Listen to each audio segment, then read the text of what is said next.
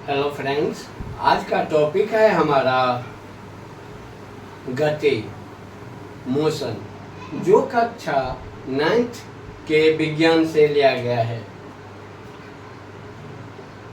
गति, मोशन।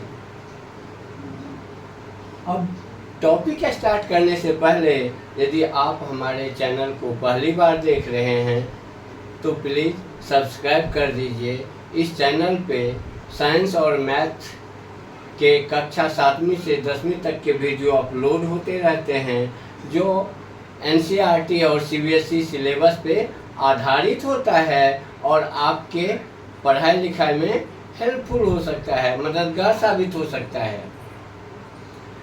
तो गति को स्टार्ट करने से पहले हम जानते हैं दो बातें। क्या? Rest and motion. पहला टॉपिक क्या आता है? Rest and motion. विराम और गति। विराम और गति किसको कहते हैं? जैसा कि हम सब समझते हैं, जो वस्तु जहां पर है वहीं पर यदि रहता है तो उसे हम कहते हैं विराम। और जो चीज चल रही होती है, गतिशील हो रही होती है, उसको हम क्या कहते हैं? गति। गति में है। लेकिन इसको यदि हम परिभाषा के रूप में कहें तो हम इसको ऐसे कहते हैं, यदि कोई कण समय के साथ साथ अपना स्थान परिवर्तन करता रहता है तो ऐसे कण को हम गति में कहते हैं। और यदि कोई कण समय के साथ साथ अपना स्थान परिवर्तन नहीं करता है तो उसे हम विराम में कहते हैं। जैसे रोड पे चलता हुआ बस, पटरियों पे दौड़ती हुई ट्रेन, साइकिल चलाता हुआ बच्चा, फुटबॉल खेलता हुआ खेल में बॉल की स्थिति, जो लगातार बदलते रहते हैं या गति में रहते हैं, उनका स्थान परिवर्तन होता रहता है, तो ऐसे कण को हम क्या कहते हैं? गति में। और यदि कोई कण समय के साथ साथ अपना स्थान परिवर्तन नहीं करता है तो ऐसे कण को हम विराम में कहते हैं। यदि कोई कण समय के साथ अपना स्थान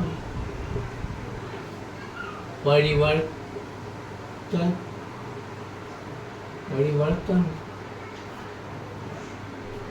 करता रहता है तो उस कण को गति में कहते हैं। मोशन।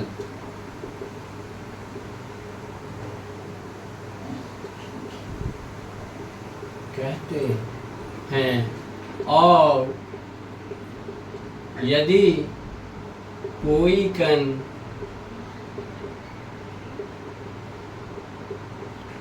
समय के साथ साथ अपना स्थान परिवर्तन नहीं करता है तो ऐसे कण को विराम में कहते हैं।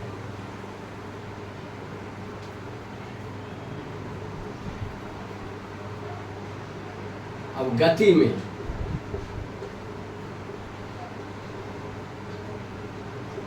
चलती हुई बस,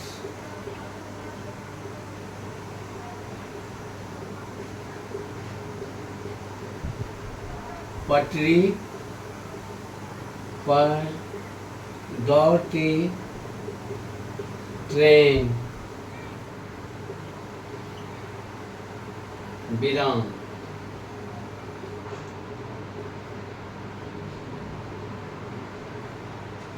दीवार, खंभा,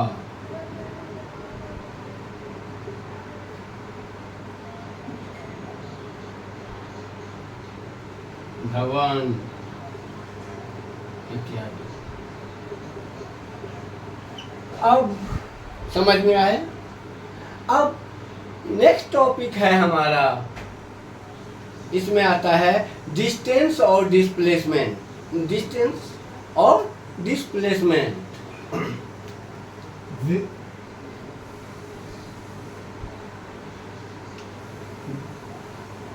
दूरी और विस्थापन। क्या कहते हैं उसको हिंदी में? दूरी और विस्थापन। नेक्स्ट टॉपिक जो आता है वो यही आता है, डिस्टेंस एंड डिस्प्लेसमेंट।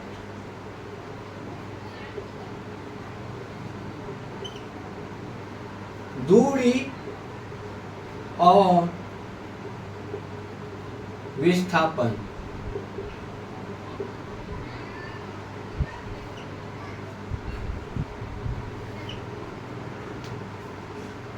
समझने की बात है, यदि दो बिंदु में A और B है तो यहां से यहां तक जाने के लिए, पहुंचने के लिए बहुत सारे रास्ते हो सकते हैं। एक रास्ता ऐसे भी जा सकता है, दूसरा रास्ता ऐसे भी जा सकता है, तीसरा रास्ता ऐसे भी जा सकता है, चौथा कोई ऐसे भी जा सकता है, पांचवा कोई ऐसे भी जा सकता है।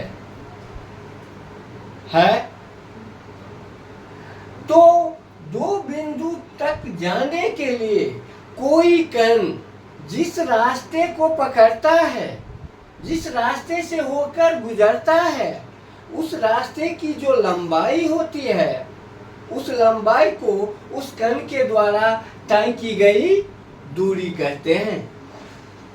कोई दिक्कत? जब इस रास्ते से जाएगा तो ये ज्यादा दूरी तय करेगा, इससे जाएगा तो उससे थोड़ा कम, इससे जाएगा तो उससे भी थोड़ा कम दूरी में पहुंच जाएगा। और तो जब जिस रास्ते से जाएगा उस समय में इसी दो बिंदुओं के बीच में कण के द्वारा तय की गई दूरी अलग अलग हो सकती है, क्योंकि जो रास्ता पकड़ा लंबा वाला तो लंबा तय करना पड़ गया। और विस्थापन इस चीज को नहीं कहता। विस्थापन क्या कहता है? जो A से B तक जाने गया है, इसको सीधी रेखा से मिलाने वाली जो प्रारंभिक बिंदु और अंतिम बिंदु को मिलाने वाली जो सरल रेखा होती है, उसकी जो लंबाई होती है वह उन दोनों के बीच का विस्थापन कहलाता है। कहां से किस रास्ते से होके गया उससे उनका कोई लेना देना नहीं होता है।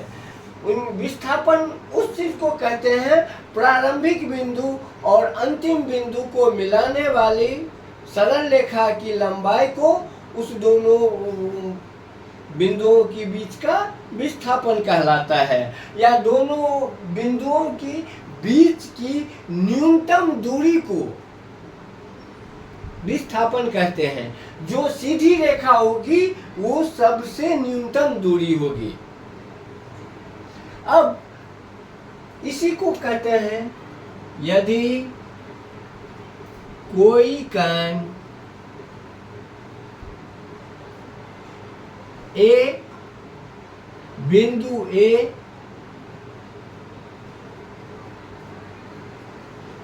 से बिंदु बी पर जाने में जिस पथ को अख्तियार करती है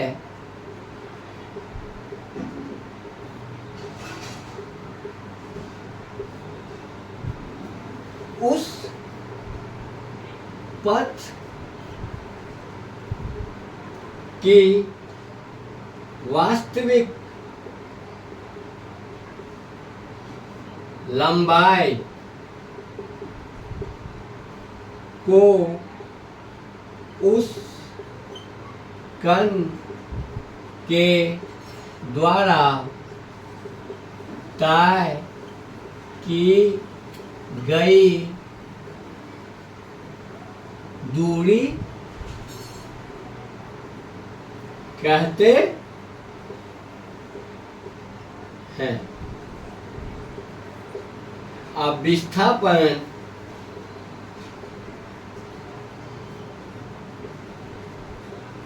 प्रारंभिक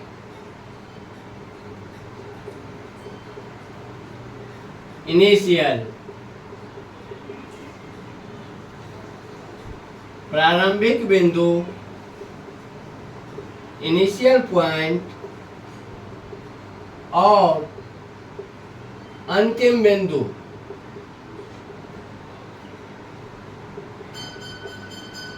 फाइनल पॉइंट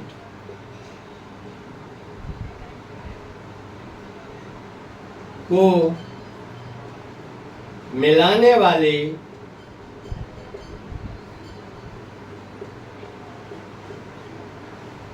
सरल रेखा को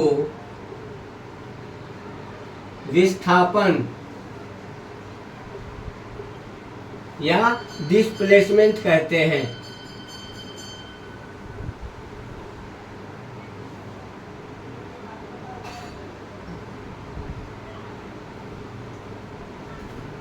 इसको दूसरे ढंग से इस ढंग से लिख सकते हैं, जो प्रारंभिक बिंदु और अंतिम बिंदु के न्यूनतम दूरी को विस्थापन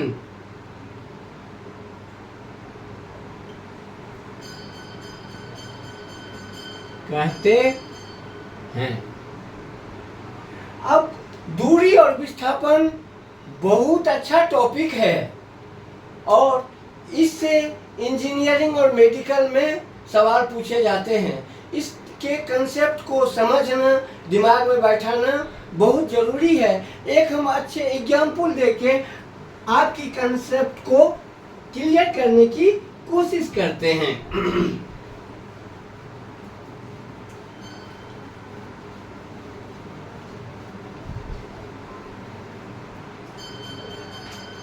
ये ABCD एक रेक्टेंगल है।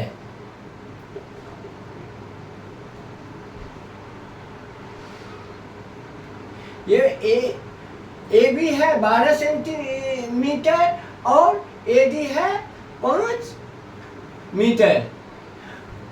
कोई श्याम नाम का बंदा A से होकर A से चलता है, B होते हुए C होते हुए D पर पहुंच जाता है। कहाँ? D पर। तो श्याम दूरी द्वारा तय की गई दूरी और विस्थापन क्या होगा?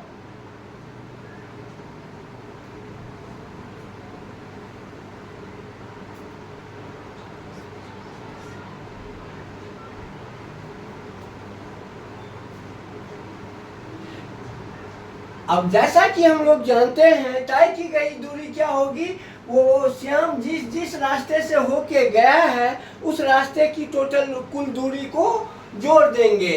तो ये होगा AB plus BC plus CD, जो है 12 प्लस 5 प्लस 12, ये हो गया 29 मीटर। और जैसे कि एग्जाम्पल में हम सवाल में देख रहे हैं, और जैसा कि हम जानते हैं जो प्रारंभिक बिंदु A था और अंतिम बिंदु क्या है D, और इसको मिलाने वाली सरल रेखा की लंबाई कितना है 5, तो विस्थापन बराबर 5 मीटर। यदि आपको ये वीडियो अच्छी लगे तो वीडियो को लाइक कर दीजिए, छात्रों को शेयर कर दीजिए।